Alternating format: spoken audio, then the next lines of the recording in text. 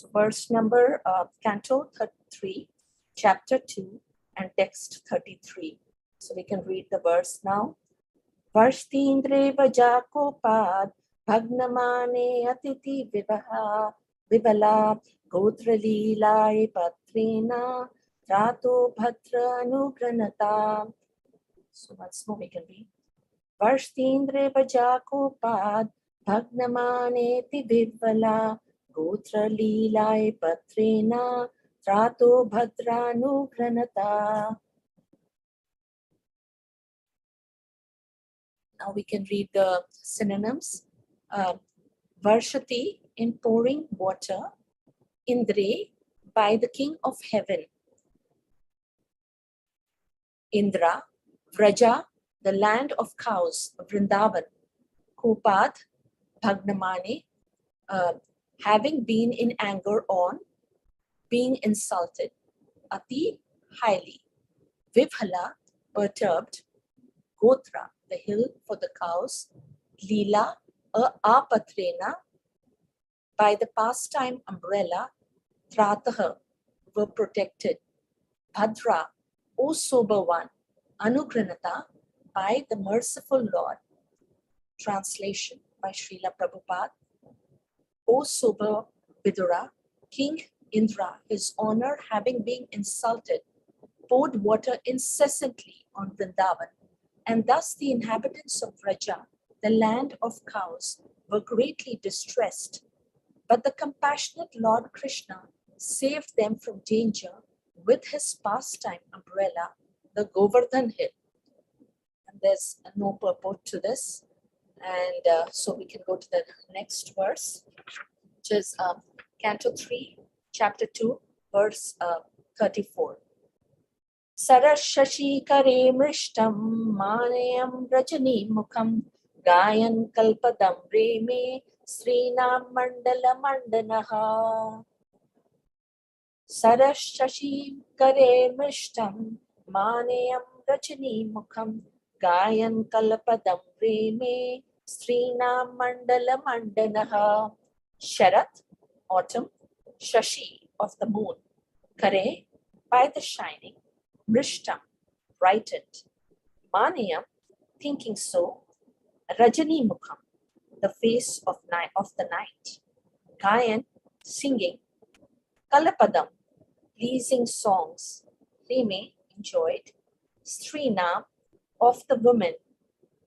Mandalaha Mandanaha, as the central beauty of the assembly of women. Translation by Srila Prabhupada. In the third season of the year, the Lord enjoyed as the central beauty of the assembly of women by attracting them with his pleasing songs in an autumn night brightened by moonshine. Purport: before leaving the land of cows, Vrindavan, the Lord pleased his young girlfriends, the transcendental gopis, in his Ras Leela pastimes. Here Uddhav stopped his description of the Lord's activities. Thus end the Bhakti Vedanta purports of the third canto, second chapter of the Srimad Bhagavatam, entitled Remembrance of Lord Krishna. So we can say the prayers right now.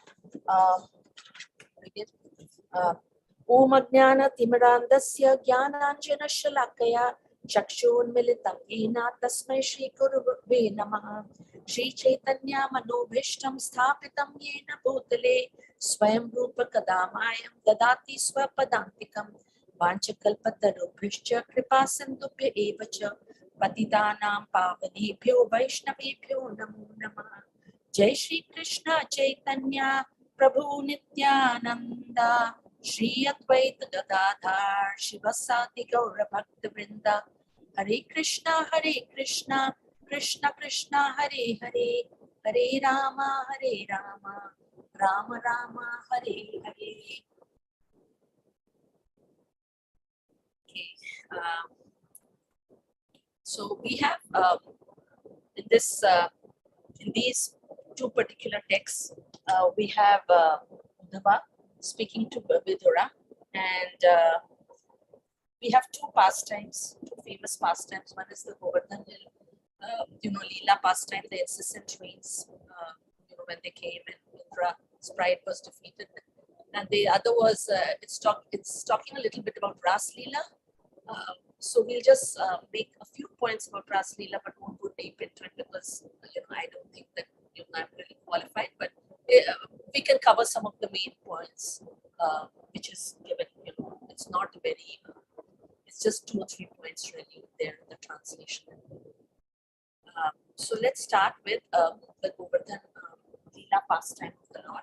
And the thing is about this Govardhan Leela pastime, which I personally felt was, the other day I was just reading it, and my mood was like automatically uplifted because some of these Krishna's pastimes, they are so magical that even if you're having a bad day and you read it, and automatically the mood changes. So I was actually reading from the Krishna book, and some of the points which I'll make are from the Krishna book on worshipping the Govardhan hill, and as well as when there was the devastating rainfall in Vrindavan, with regard to the Govardhan hill pastimes. So what happened was that, just to recap, how prior to the rains and so on, Krishna knew that the cowherd boys, they were preparing for the puja, for Indra puja, Indra sacrifice, and so he began to inquire from his father, the Maharaj, that he started asking that, my dear father, what is this arrangement that is going on for this? The voice is not very clear to me. I don't know for others. Yeah, it's same for me, Prabhu. I was about to say that. For everyone, Prabhu. Okay.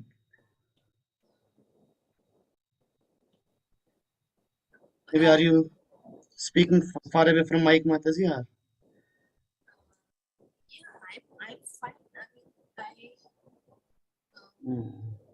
I don't So know while whether reading it, she's. while reciting the prayers, Mataji, it was good, and then while reading the verses and all, it was good. So just wanted to call out. Is it okay now?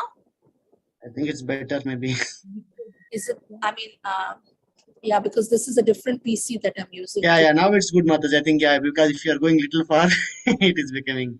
Oh, okay. So I have to talk like this. Okay. So Krishna knew that the cowherd boys, they were preparing for the Indra sacrifice, basically. And so he asked his father that, my dear father, what is this arrangement going on for a great sacrifice? And what is the result of such a sacrifice, and for whom it is meant? How is it performed? Will you kindly let me know, because I'm very eager to know about this procedure. That's what he's questioning Nand Maharaj.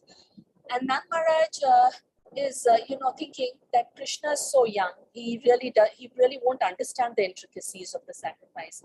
So he tells Krishna that, but Krishna, he can read minds. So he says, that please, father, do not keep secrets from family and friends. You cannot keep any secrets from me.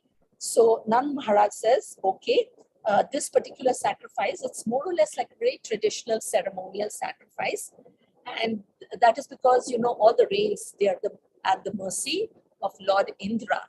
And the clouds are his representatives. So we have to please him so that the rain can come and all our agricultural activities can continue. That's what he tells Krishna. And then Krishna begins to speak words which are, hearing which, of course, Indra gets very, very upset. Words which are not pleasing to Indra. So Indra becomes very angry. But actually, Krishna does that because of 2 reasons. One is that the worship of demigods, it's not really necessary. And the second thing is, once you please the Supreme Personality of Godhead, then everything is satisfied. And demigod worship can only give temporary benefits, which Krishna wanted to discourage. So it is true that Lord Indra, he was a devotee of the Lord, but he had become very puffed up with pride, and so Krishna wanted to curb that pride. So Krishna says that, my dear father, there's no need to worship the demigod Indra. Everyone has to, according to their own work, they receive the results. And one should be careful to discharge duties according to his natural instinct and not divert towards worship of demigods. And the demigods will be satisfied if you just do your proper execution of duties, and there is no need to worship them. Rather, let us perform our prescribed duties very nicely. And then also Krishna had another point, because he says that the cosmic manifestation is going on under the influence of three modes of material nature. And these are the causes of creation, maintenance, and destruction. And the cloud, it is caused by the mode of passion, actually. And that causes the rainfall. And what does Indra have to do with this? Because he's even pouring rain down the, ocean where it may not be necessarily required. So what we should do, living in Vrindavan, is that we should divert the worship towards Brahmanas and Govardhan instead. And we should not do this Indra Puja at all. So Nanda Maharaj, he tries to maintain that, okay, maybe we can do both. Maybe we can do both the Indra Puja as well as we can do worship of the Govardhan Hill and the Brahmanas also, we can satisfy. But Krishna says, no, this is a very long puja, this Brahmanas and Govardhan Hill, worshipping the Govardhan Hill. So there is no need to do the Indra Puja. We don't have that much time. And so Nanda Maharaj relents and agrees. And of course, then Krishna gives a lot of instructions that, okay, prepare rice, dal, halwa, pakoda, puri, and then rabdi, sweetmeats, sandesh, rasgulla, laddu, and all those delicious dishes. And then the Brahman should be given grains in charity. And then we should give cows, we should feed cows. And after all that, then we can do the Govardhan Hill Puja.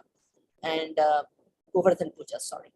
And so, from that time, of course, we know that this Govardhan Puja has gone on as known as Annakut. And, we in Krishna consciousness, we actually do this puja. And after everything was complete, actually, Krishna assumed his transcendental form. And he declared that he himself was Govardhan Hill. And so that particular, that's how the puja actually started. And then we reach the point where, of course, Indra becomes very angry, as we know. And he, as the director, it says over here, as the director of different kinds of clouds, Indra called for the Samvartika clouds. And these clouds, they are invited actually when there is a need to devastate the whole cosmic manifestation, And so Indra said that the Vartika clouds to go over Vrindavan and inundate the whole area. And that's what happened.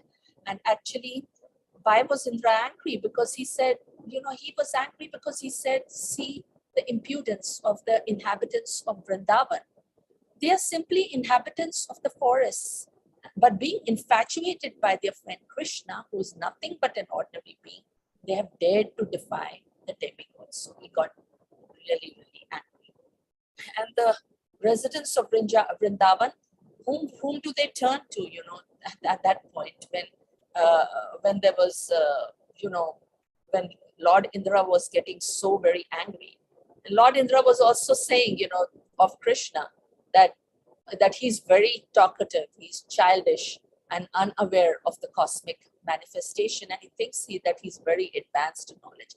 So he could not recognize, that this was really the Supreme Personality of Godhead, and he was saying all kind of things. And then, of course, the dangerous clouds, they came, and the rains, they fell incessantly, and it was like sharp arrows, it is said, and water was pouring thick as pillars, and winds were there. There was severe cold, and the inhabitants of Vrindavan were very disturbed. And they just prayed that, dear Krishna, you are all powerful, and you are very affectionate towards your devotees. Now, please protect us. And so Krishna at once understood that Indra was behind this. And then he said, okay, I will protect my devotees, pure devotees at Vrindavan, and I will have to save them by my mystic power. And so Krishna picked up the Govardhan hill. So it is said he picked it up like a child picks up a mushroom from the ground. It's with ease. And then he tells all the inhabitants, that please come under this huge umbrella right now. And so everybody went along with all their belongings and animals and themselves. They went under the Govardhan hill, and they were all protected. And so now Indra, when he was seeing all this extraordinary power of Krishna, he was thunderstruck, and he was just taken aback. And he said, like, he was thinking to himself that something doesn't look right here. And so he asked for all the clouds. He immediately called the clouds and he asked them, to desist and to stop raining and so on. And then, of course, Krishna, he understood that now the rains would no longer be there. And he said that, my dear cowherdmen, now you can take leave with your wives, children, and cows, because everything has ended right now. And everything has gone back to normal. And so, of course, the residents were very happy, and they went back.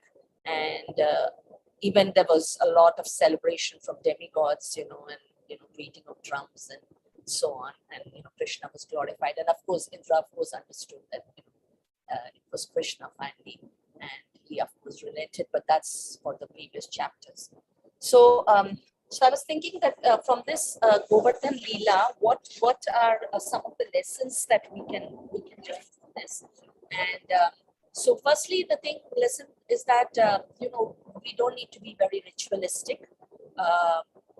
Like especially with respect to karma kanda activities and so on.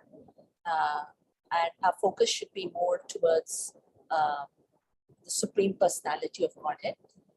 Secondly, we know that Krishna always protects his devotees, even though it may not be visible that much, but at times, but really he has our best interest at heart. And third is that we have to understand that we are doing, not like blindly just follow, okay, if we do the puja to Indra, then clouds and, rain will come and all those things. We have to really understand, what we are doing, not be like fearful. Some people are very fearful, and including, all of us actually, but we have to make sense of what we are doing, do it logically and not like mechanically. And then the third is Krishna, even if it is a very good devotee, pride does not work with Krishna. He always, brings down pride. Also, we know that the Brajvasis, they have like firm faith in Krishna. And so we can actually learn from them. And that also we know that Krishna himself is actually Giriraj. And so worshipping Giriraj is actually worshipping Krishna. And so we have like two verses which I could think of from Srimad. One is, of course, from Srimad Bhagavatam. And one is, of course, from Bhagavad Gita 18.66, which says, Sarvadharma Parityagya Mam Ekam Sharanam Braja Aham Tvam Sarva Papebhyo Moksha Yasyami Ma Suja. And this is, of course, very famous. And we know, a lot of us, like, we know this verse, that abandon all varieties of religion and just surrender unto me, I shall deliver you from all sinful reactions, do not fear. So Krishna says that, all he needs is just surrender. That's how the Bhagavad Gita actually concludes, And then, of course, we have also Srimad Bhagavatam 11.5.41, where it says that Krishna is all in all. He says, O king, one who has given up all material duties and has taken full shelter of lotus feet of Mukunda, who offers shelter to all, is not indebted to demigods, great sages, ordinary living beings, relatives, friends, mankind, or even one's forefathers who have passed away. Since all such classes of living entities are part and parcel of the Supreme Lord, one who has surrendered to the Lord's service has no need to serve such persons separately. So once you water the root, you don't have to sit and water the twigs and the branches. So demigod worship is not really needed. That is what this verse also, tries to is telling us. So this is what the Govardhan Leela pastime of the Lord is trying to tell us. And of course, we have Govardhan Leela. Chaitanya Mahaprabhu, he used to go for this, when he went to Vrindavan, he went for this Govardhan Parikrama. He had a Govardhan Shila actually, and that he used to put around his neck, and and it's said that this particular Shila, it became like wet with his tears 24 hours a day, and all our actually acharyas have actually gone for Govardhan Parikrama. Madhavendra Puri, and then, we have all of them in our lineage, like Ishwar Puri, Nityananda Prabhu, Advaita Prabhu, and even Sanatan Goswami. When he was living in Mansi Ganga, he used to go every day. So this is really important part of our worship. Okay, so now, we can go to the second verse that we have, that is 3 to 34. So this verse is talking about Krishna in the autumn season, among the gopis and singing pleasing songs by the moonshine. So says Sara Shashi Kare Vrishtam. That is in the autumn, when the autumn moon is bright. That is when the Ras Leela pastimes take place. So we know that, like, as part of our Hindu calendar, we have 6 seasons, right? One is Vasant Ritu, which is spring. Then we have Grishma Ritu, which is summer. Varsha, which is monsoon. Sharad, which is autumn. Hemant, which is pre-winter. And Shishir, which is winter. And this is actually the most beautiful of all seasons. That is the autumn season, or the Sharad Ritu. And Vrindavan used to be very, very beautiful at that time, with flowers and bees and colors and birds, different colors, and birds chirping, and water was clear, and Krishna himself would become very attracted, and he used to come for his Ras Leela pastime. And during this age, of course, we know that Krishna was Aishwarya age, and his 2 main pastimes was killing of demons and the Ras Leela pastimes. And where he used to sing variety of songs, with his melodious flute, and the gopis all used to listen very, very attentively.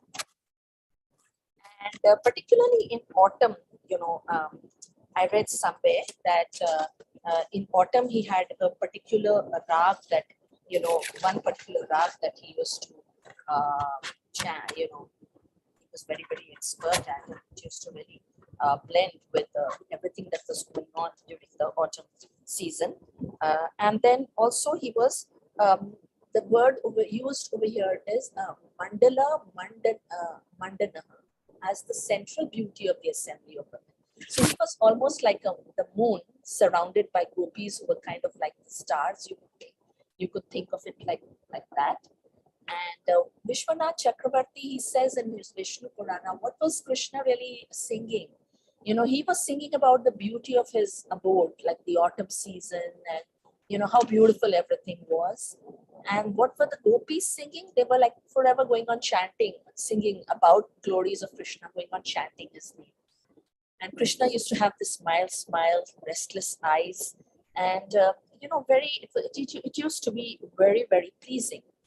And as we know, the Ras Leela pastimes have nothing to do with material enjoyment, like the male-female material enjoyment, but it was like a divine connection between Krishna and his topmost devotees, who used to be like sages and rishis, and had done a lot of tapas. So, as far as the Ras Leela, pastime, then Uddhav just stopped his description here as far as this particular verse goes, because these are very elevated topics. They are discussed in detail in the 10th canto of Srimad Bhagavatam. And as far as this verse goes, all it mentions is that in the third season of the year, which is autumn, the Lord enjoyed the beauty of the assembly of women, and talks about his pleasing song and in the night time, full moon night time. So that is what this verse is talking about. And so just recapping, these are two verses which have fairly short translations and purport, but still are very deep, and they are activities of Krishna, which are probably the topmost. That is why, in some ways, and of course, all the activities are topmost, but in some ways, these are very beautiful activities, and that is why this particular chapter is ending on this note. This is what the end of the chapter is. That is the first was, of course, the incessant rainfall, which was on Vrindavan, and how Krishna actually lifted the Govardhan hill and protected the gopis. And the second one, of course, is about how the Lord is enjoying the company of the gopis and singing songs and using his flute and so on, and how everything is so beautiful in this autumn season. So I think with that, we've reached the end of we've kind of reached the end of that time also. If somebody has any comments, or I want to add on something, or please go ahead. Hi Krishna Mataji, this is Sachiswata Das. Please accept my humble obeisances. All Gurish Gurmuran Srila Prabhupada. Great class, Mataji. Really wonderful. A lot of insights that you brought it out. I joined late, while in the middle of the class, the list. It was a sweet list that was really drawn my attention. And then the contents that you shared was so good. Mataji, the autumn season raga in two different schools. It's one is Malkuns and the other is Dhanshri in Hindustani. In Carnatic music, it's Bhagyashri.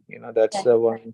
Yeah, actually, the raga, the specific raga is the raga Mallavashri. That is what. Yeah, raga Mallavashri. Right. Yeah. You must be very good at music, Prabhu. No, Mataji. So I mean, like those. I mean, those ragas.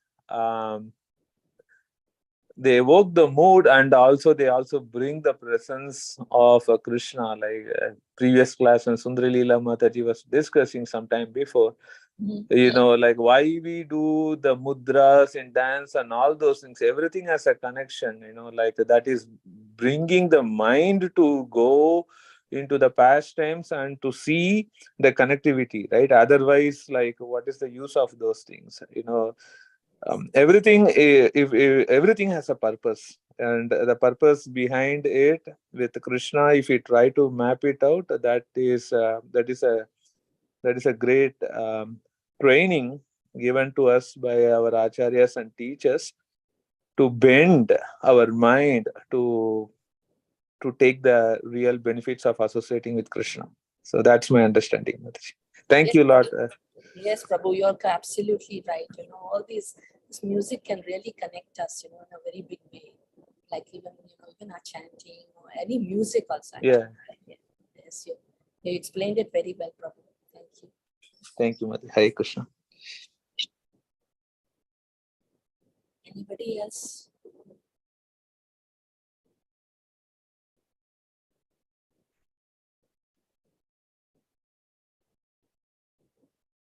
Okay, if not, we'll conclude over here.